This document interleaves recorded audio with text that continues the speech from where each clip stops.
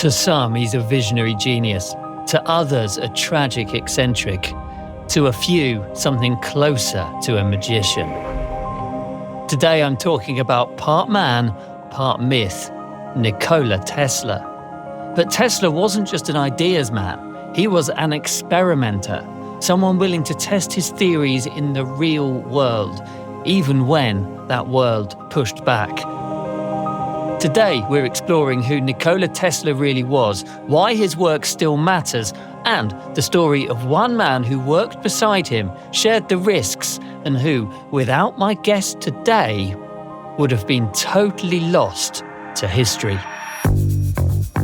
Hi, I'm Luke. I'm an author of archaeological adventure novels. I travel the world looking for stories to put into my books and to share with you right here on the Adventure Story Podcast.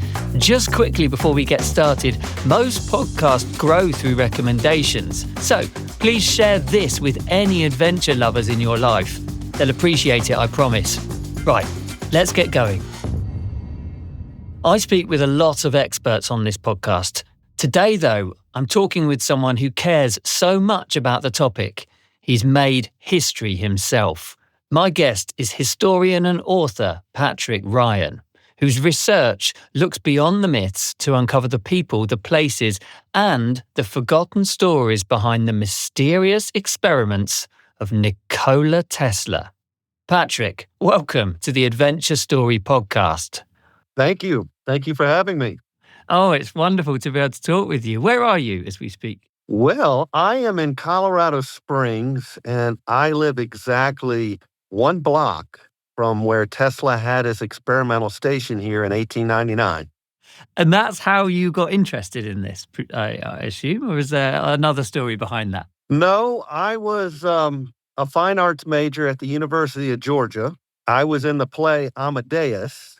I was backstage waiting for my cue to go on stage, and I was reading a book about Nikola Tesla, and I had an epiphany right backstage that Tesla and Mozart shared the same exact type of genius. And then I realized not only did their genius mirror each other, but so did their lives. Salieri was to Mozart what Thomas Edison was to Tesla. And I said to myself, well, Amadeus has won every award known to stage at least twice, both in London on the West End and here in the States, and it swept the Academy Awards. Why don't I write a play about Tesla and Edison? And so I wrote a play called Mark Twain and the War of Wizards. And that led to me coming to Colorado Springs for a writers' convention. It's so beautiful here, Pikes Peak, there's no bugs, no humidity. So I moved here. I found where Tesla's lab was in 1899, and I just did concentric circles until I found the first rental, and that's where I live. What a story. A lot of people get inspired by the famous people of the past, but not so much as like moving across the country, moving my whole life to a different place, to do this. It's so beautiful, and this is where my research was taking me anyway. And the city was already calling on me as an expert, so I just decided to move here. Oh, love it, love it. I'm excited for this conversation. First then, let's go back to basics. For someone hearing Nikola Tesla for the first time, we assume that no one's heard of him before. Who was he, and why does he matter to the modern world? I used to run into this problem a lot. When I had that revelation about Tesla and Mozart, that was maybe 15 years ago, and I'd say 1 out of 20 people on the street had heard the name Tesla. And then the car came out, and then everybody had heard of the car, but nobody knew the man that the car was named after. So Nikola Tesla was a scientist and a discoverer back in the late 1800s, early 1900s, and he is directly responsible for the alternating current power grid, which powers our world today. If you've ever listened to the radio, Tesla invented the radio. If you've ever used remote control, Tesla invented remote control. If you've ever had an X-ray, Tesla discovered X-rays. A lot of other people got credit for Tesla's discoveries and inventions, but a lot of that was overturned finally. But Tesla has directly affected our modern world in just about every way. Anything that's wireless, he's directly responsible for. Wow. Wow. What an impact. An impression to have. What made his ideas at the time then, 1899, or before that, in fact, because that's when he moved to Colorado, what made his ideas different to other engineers, other inventors working in the late 19th century? Well, the big showdown happened between him and Edison. He tried to work for Thomas Edison when he first came to the United States in 1884. And he actually worked for Edison for about 9 months, trying to get Edison interested in his alternating current power designs. And Edison wouldn't even look at the designs. He told Tesla, "We're DC here, direct current. If you want to help me out, why don't you fix my system?" And so he did. He worked 20-hour days, 7 days a week for 9 months and completely redesigned Edison's system to the point that all new patents had to be filed. So when we actually had the war of currents, AC versus DC, Edison versus Westinghouse, at that point in history, both systems had been completely designed or redesigned by Tesla. And what the difference is with DC power, you need a copper line as thick as my forearm, and you have to build a power plant every couple of miles to maintain the charge. And if your house is the closest to the power plant, you're going to have the brightest lights on the street. And if your house is the furthest, you're going to have the dimmest lights. With Tesla's system, the AC system, the system we use today, you need a copper line thinner than my pinky. You can send that power hundreds, if not thousands of miles, because the whole line is charged, alternating back and forth. And it doesn't matter where your house is. Everybody has the same intensity. Fascinating stuff. Fascinating stuff. And you can see why that's so important sort of today, can't you? So talk me through the timeline. This started off in New York, didn't it? And then headed out west to where you are now. Why did Tesla make that step, and what was sort of the decision process behind that? Well, Tesla and Edison had this rivalry. Tesla quit Edison, and Westinghouse bought into Tesla's patents for alternating current. And Edison had a lock on the market, and he was being backed by JP Morgan. And they had put in a bid to light the 1893 World's Fair in Chicago. It was the first World's Fair that was lit by electricity. They had the first night football game there. It was a first for a lot of things, but Westinghouse underbid the contract to win it, and they won the contract to light the 1893 World's Fair. Edison wins the popularity contest because he's the great inventor, but when they actually sat down and did the math, they realized that Tesla's system was superior. And if we had stuck with Edison's system, rural areas today would still not have power, and we would have run out of copper a long time ago. So in 1895, Edison has been pushed out of the electric business by JP Morgan. JP Morgan felt that Edison had lied to him because he asked Edison, were there any competing systems? And he told him nothing of any consequence. So when Westinghouse and Tesla win the contract and then ultimately end up harnessing Niagara Falls, Morgan is so upset, he took Edison Electric away from Thomas Edison, combined it with another company, and today that company is General Electric. So Edison is pushed out. He's reading in the newspaper that Tesla is hanging out with Mark Twain, and Mark Twain's taking him to the Players Club in New York, and then they're taking the after parties to Tesla's lab. So as Twain put it, they could see the future, because everything in Tesla's lab in 1895 was wireless. Now, a lot of people know the rivalry between Edison and Tesla, but they don't realize there was actually a woman involved, and her name was Sarah Bernhardt. If you look up Sarah Bernhardt, Wikipedia will tell you she is the most famous actress the world has ever known. She was French, and she was in the right place at the right time to dominate the silent film industry.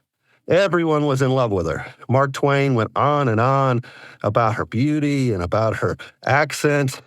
And of course, Edison knows her because Edison controls the silent film era. His team invents the first motion picture camera, the process to develop film. He had the first studio. And when he read in the paper that she was dating Nikola Tesla, he loses it. And shortly after that, Tesla's lab in New York City is burnt down under mysterious circumstances. Ah. And so General Palmer is out here in Colorado Springs. He's the town founder. He's trying to get people to relocate to Colorado Springs. But Colorado Springs in 1899 is the frontier. He had a hard time just getting his wife to come out here.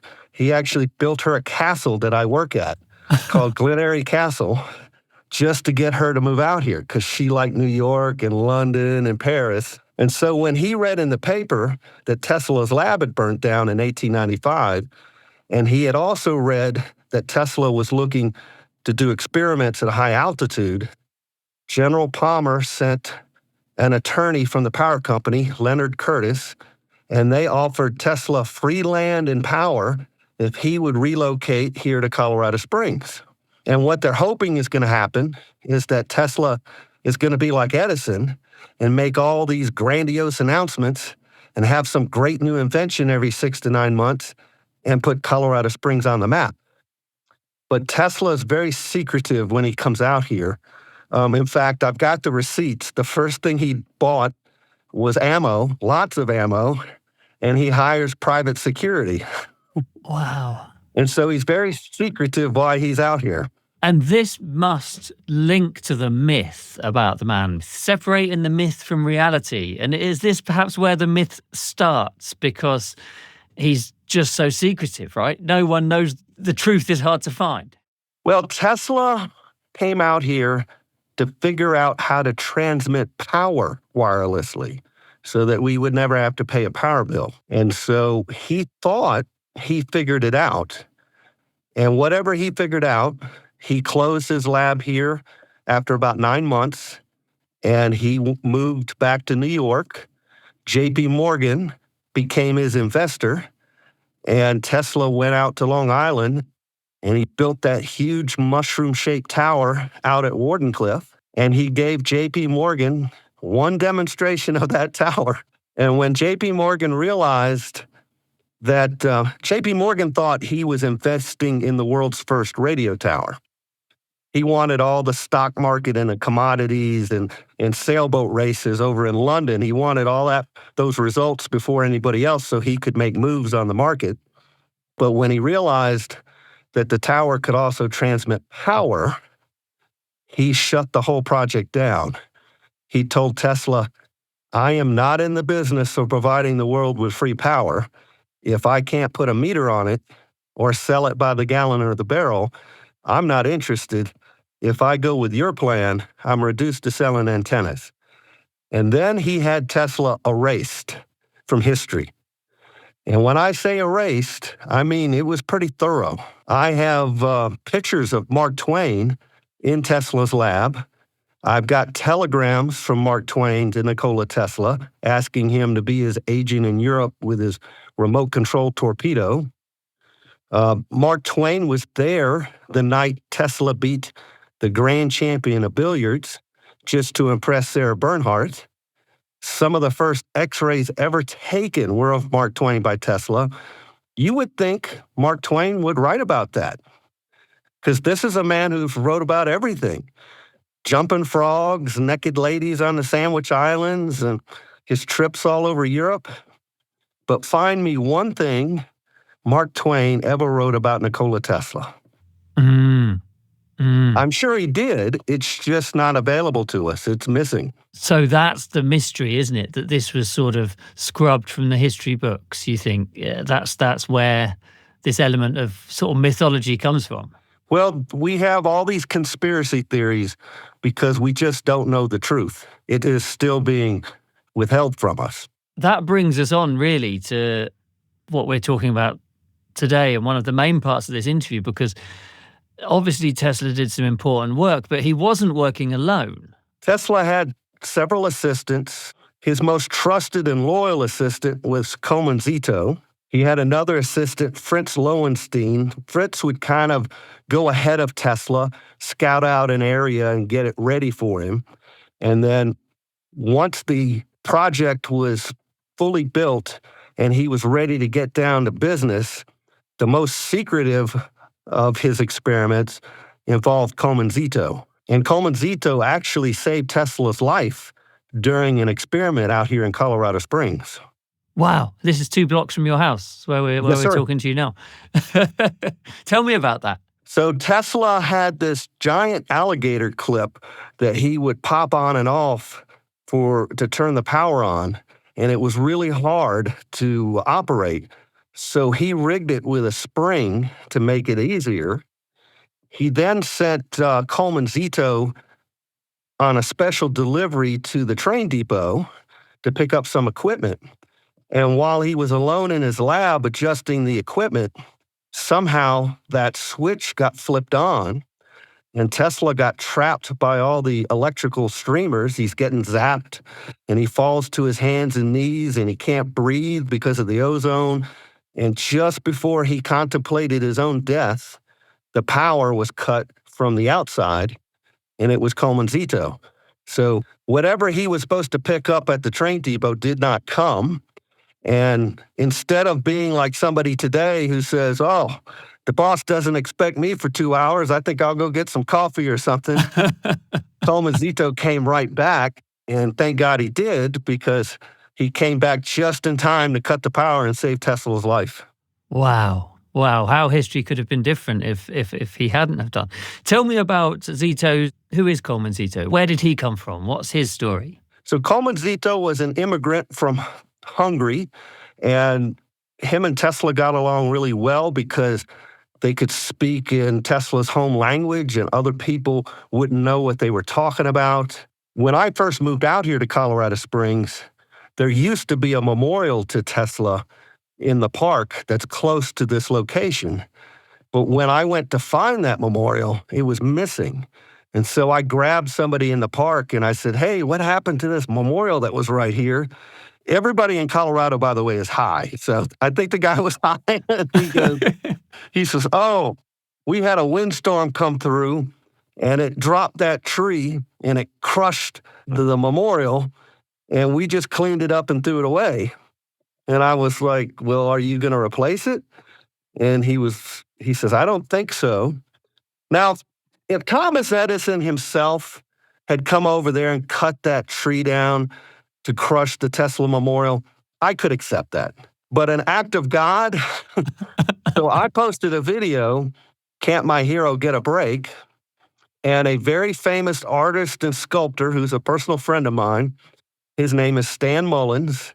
So when I met Stan, he had just finished the Vince Dooley statue at the University of Georgia.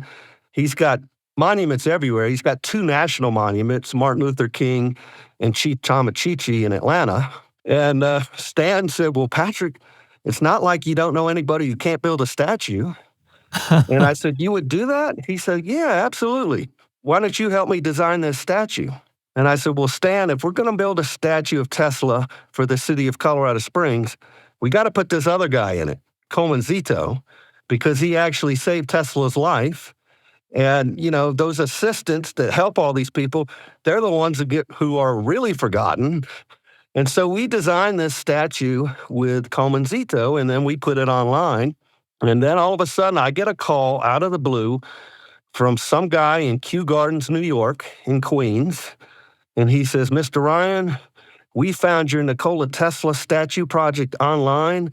In it, you depict this other guy, Kolman Czito. We have a Kolman Czito in an unmarked grave in our cemetery.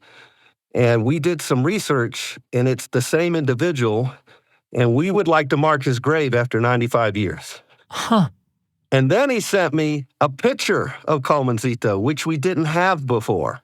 So Stan is an artist, and when we were designing the statue, he said, Patrick, I need an image of what this guy looks like. Yeah. And I said, well, I don't have an image. All the pictures I have from Tesla's archive, Tesla had OCD. So Coleman's always in the back sweeping the floor. You can't see his face. And Stan said, well, I need a face. Well, there was a movie that came out starring David Bowie as Tesla called The Prestige. And I think to date, that's the best Hollywood depiction of Tesla. And Stan said, great, I love David Bowie. So Kolman Czito had David Bowie's face. But when Carl Belenez of the Maple Grove Cemetery sent me a picture of Kolman Czito, he didn't look anything like David Bowie. It would have been strange if he had. Yeah. He had this giant, big, bushy mustache. So I had to call Stan back and say, Stan, I know that's your favorite part of this statue, but we actually have a picture now. And then when all this was going down, the city of Colorado Springs calls me and says, Mr. Ryan, we've got our sesquicentennial parade. This was in 2021. We've got a float that was made by the sheet metal workers, and we would like you to be Nikola Tesla in the city parade.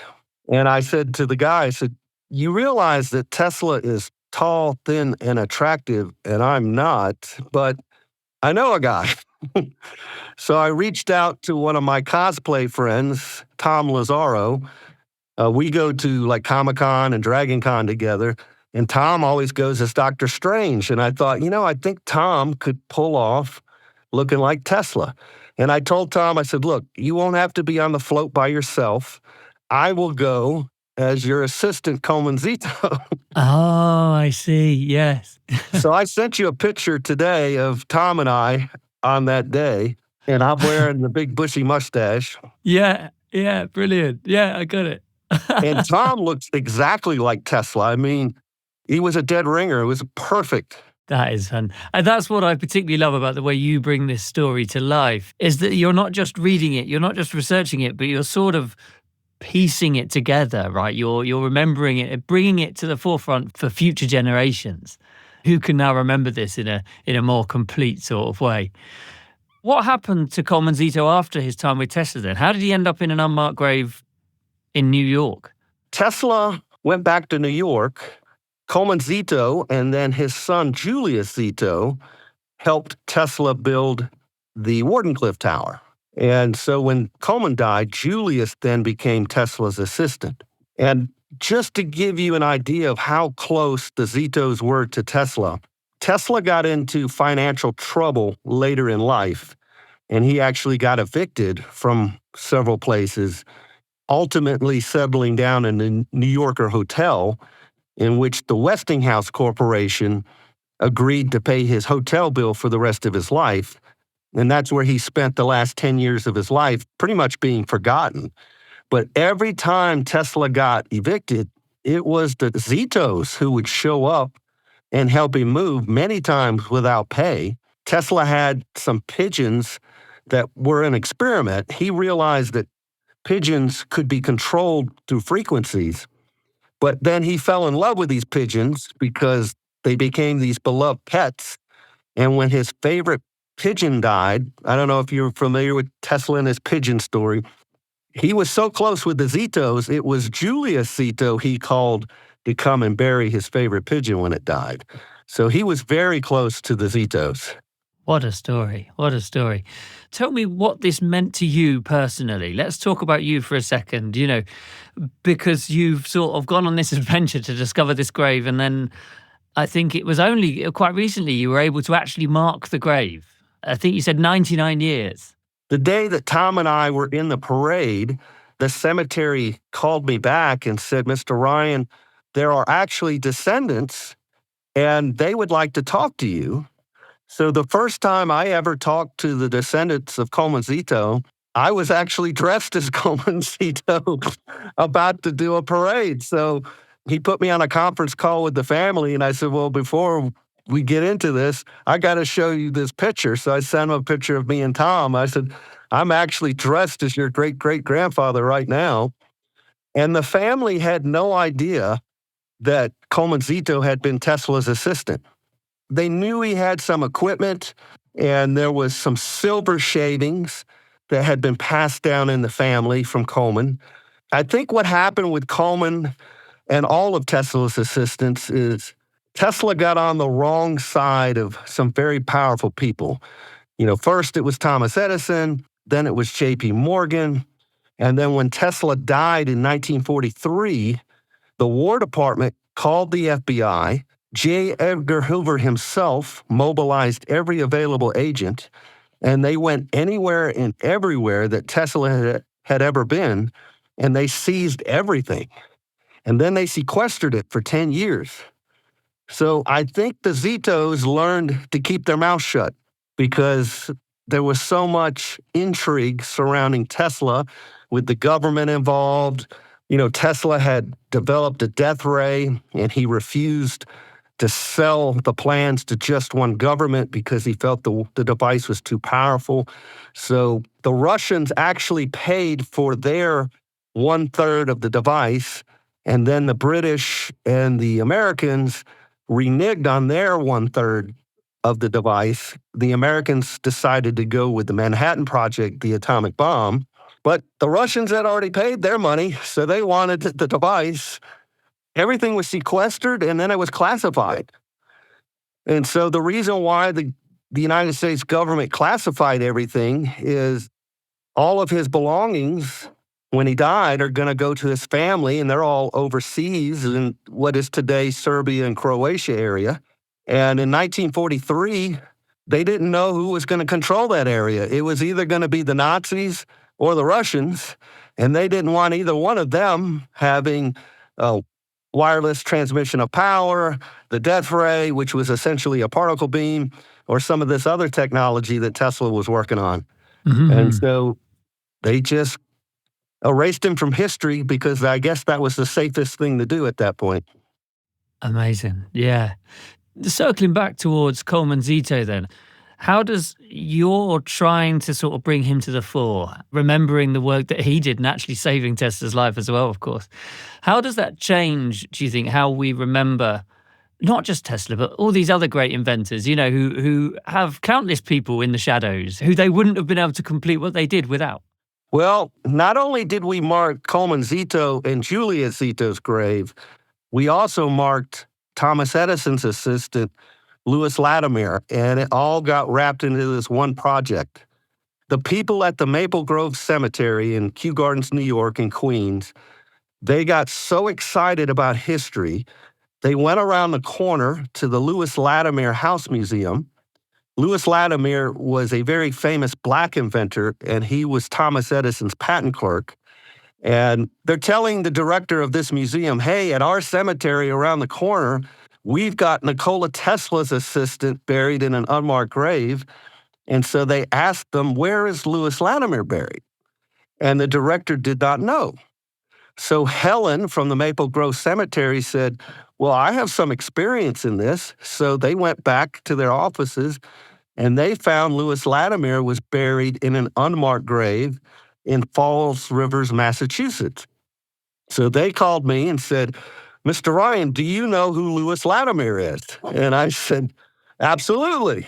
They said, well, he's also in an unmarked grave.